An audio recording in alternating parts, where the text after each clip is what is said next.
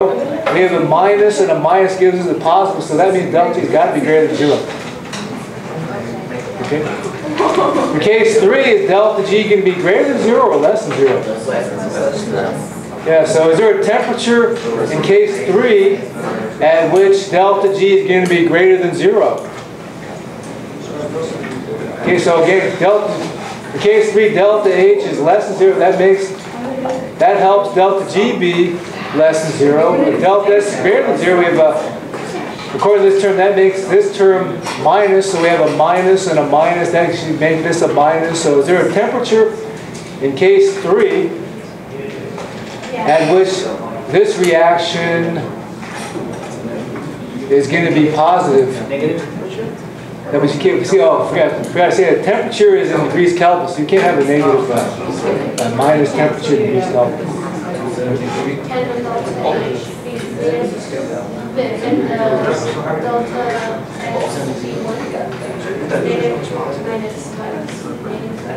Yeah, so that still makes delta G be negative. Yeah, so in this case here, for case 3, if delta H is less than 0, delta S is greater than 0, that's going to make delta G be less than 0 at any temperature. Okay. Well, you can't get to go to 0 Kelvin. Yeah.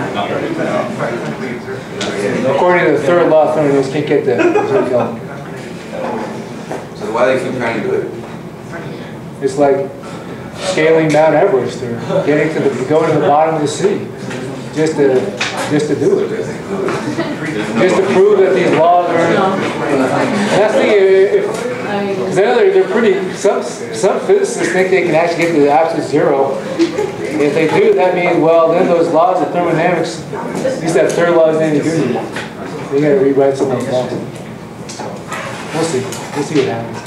But why can't it get to 0? Why can't it get to 0? Well, they keep on trying. Doesn't mean you can't try.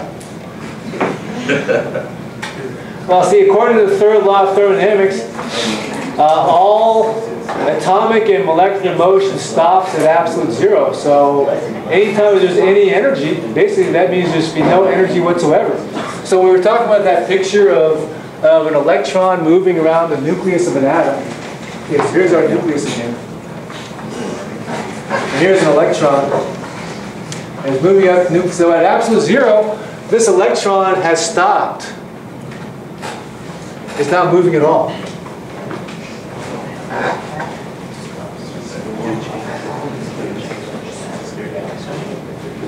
Okay, let's go to case 4.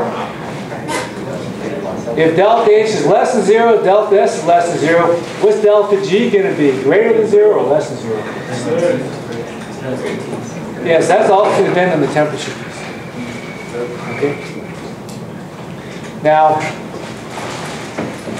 we can calculate delta H, delta S, and delta G by using Hess's law. So in Chem1A, we used Hess's law to calculate the delta H for a reaction.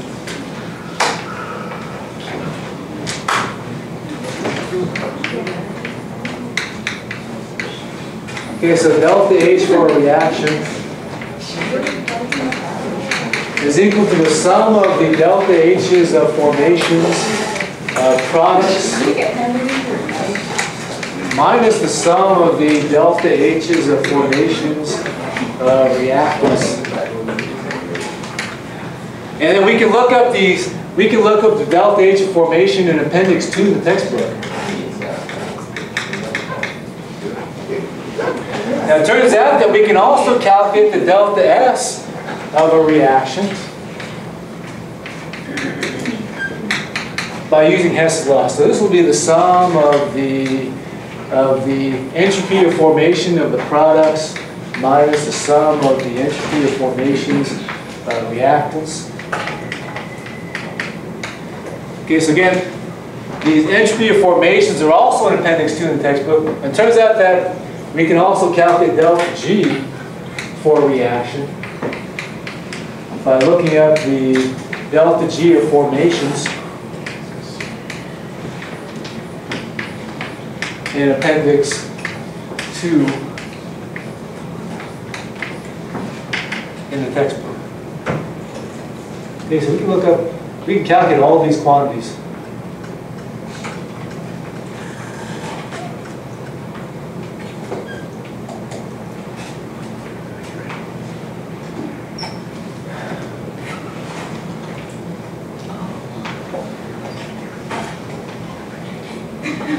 And then the other thing too is, you may not have to calculate delta G because you can use the equation delta G equals delta H minus T delta S. So in other words, if you know delta H and delta S and the temperature, you can calculate delta G.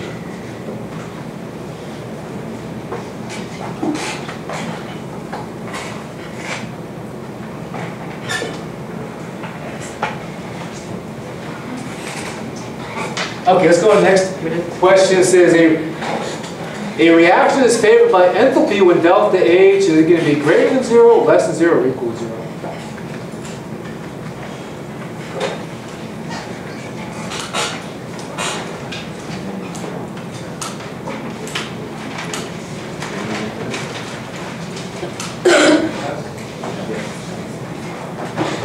Okay, so let's go back to these 4 cases. We're trying to figure out whether a reaction occurs spontaneously or not spontaneously. So we said that what was the case in which a reaction occurs spontaneously at any temperature? Was that case 1, 2, 3, or 4? That was case 3. So note that a reaction is favored by enthalpy when delta H is less than 0, number 2. Okay, because again, when delta H is less than 0, that helps delta G be less than 0. Okay? A reaction is favored by entropy when delta S is greater than 0, less than 0, or equal to 0. Yeah, so in this case here, is it 1, 2, or 3? 1. It should be number 1. Okay, so when delta S is greater than 0, that is again case 3, that helps delta G be less than 0. So this actually makes sense because, again, if we go back to our energy level diagram picture, these reactions go in the downhill direction. Okay, they go from a higher energy to a lower energy. In this case here, delta H is less than 0. And then we know that things naturally go from order to disorder, and that tells us that delta S is greater than 0. Okay, so again, when a reaction is favored by enthalpy, that means delta H is less than 0. When a reaction is favored by entropy, delta S is greater than 0. Okay, so let's do look. We'll do one of these. And we'll compare the following reaction. Let's take a look at the methane combustion reaction. Write a chemical equation that represents this reaction. So for this one here, how can we? What's the chemical equation that represents the methane combustion reaction? Yeah, so we have CH4, and that's a gas. That reacts with O2, which is a gas. And the products of this reaction are CO2, this is a gas, plus water. And is this equation balanced?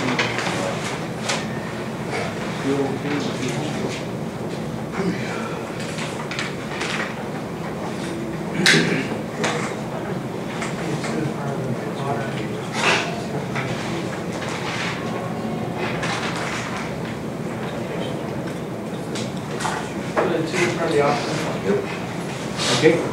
Anything else? Okay, so there's our balanced chemical equation. Which reaction, or actually, is this reaction exothermic or endothermic?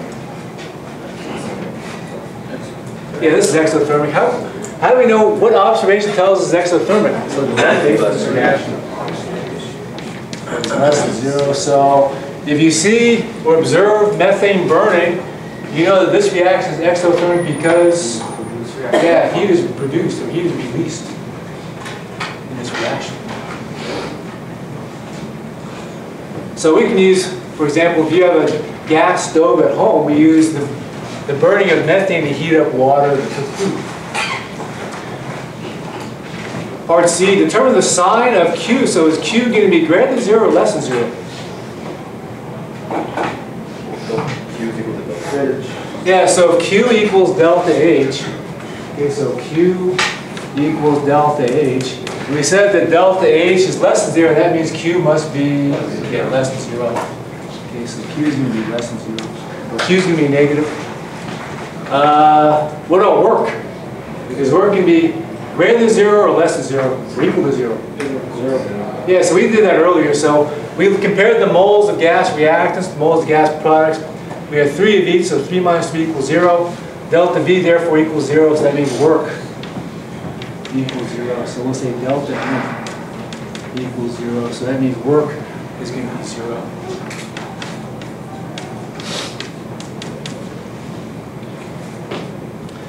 Is this reaction spontaneous? In other words, delta G greater than 0 or less than 0?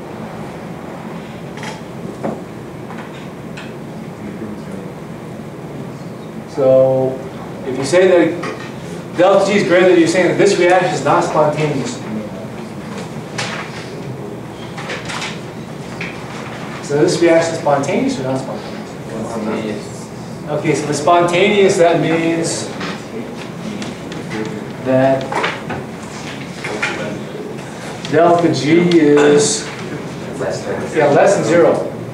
Okay, so again, for a spontaneous reaction, delta G is less than 0. Let's see, we did delta H already. Delta H is less than 0. What about delta S? Can you, without doing that calculation using Hess's law, would you expect this reaction, delta S, to be greater than 0 or less than 0?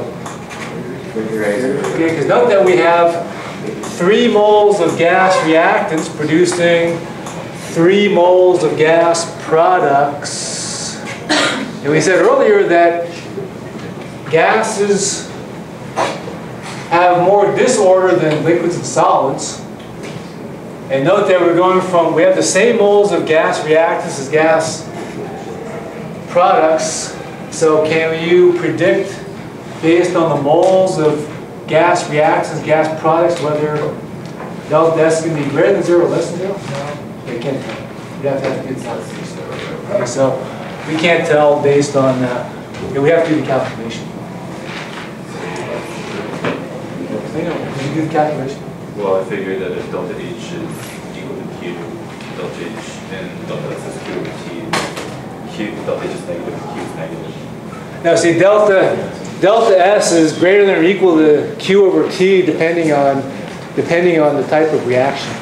Whether it's an equilibrium reaction, whether it's, so if you do this though, if you have delta G is equal to delta H minus T delta S. We know that delta G is less than 0.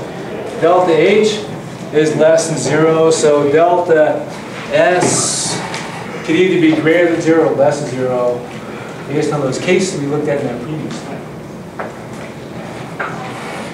Is this reaction favored by enthalpy?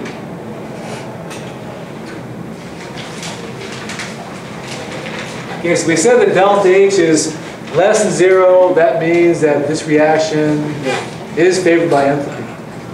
Is this reaction favored by entropy? And we don't know because we're not quite sure what the sign is. Yes, we actually have to calculate delta S based on Hess's law. And does this reaction occur spontaneously? And we said that it does occur spontaneously. And then we can calculate delta G, delta H, and delta S using Hess's law. And then on next week in class, we'll actually calculate a temperature if this applies to one of those cases at which this reaction doesn't occur. And then in lab today, I hope that you brought 2 burnable food items.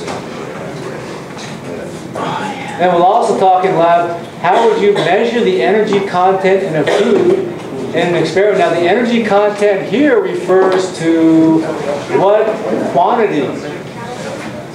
And calories is the unit of energy. It could be calories or joules. But what quantity are you measuring here? The energy. Is it going to be, what energy type? No, calories is the energy unit. But that's not the energy quantity. So the energy type is either is either internal energy or enthalpy or heat or entropy or work or... So what energy content are you measuring here? Internal energy? It could be internal energy, but usually when you look at energy content in a food, it's not internal energy but the enthalpy. Yeah, so what you measure here is delta H.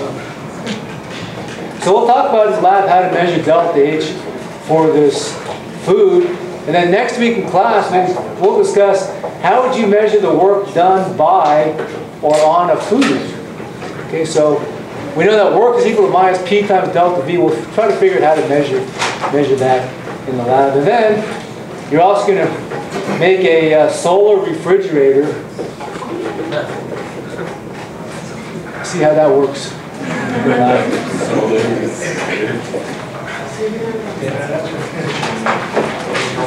Okay, so since we're running out of time, I'll let you guys take this one in a group.